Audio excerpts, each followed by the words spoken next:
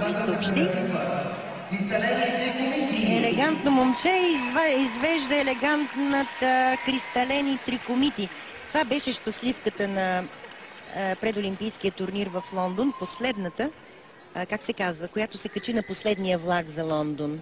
5 състезателки трябваше да се класират в Лондон, след 15-те в Монпелие, и тя беше точно на 5-то място. И тя се подготвя в Олимпийския център при Винер, доколкото си спомням.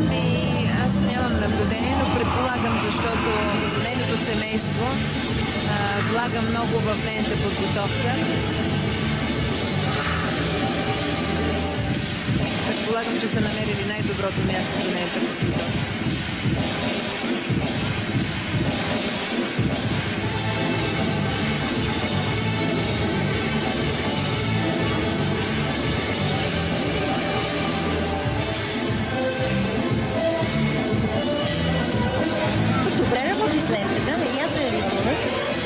Добре работи с лентата. За мен лично тя е малко тежка.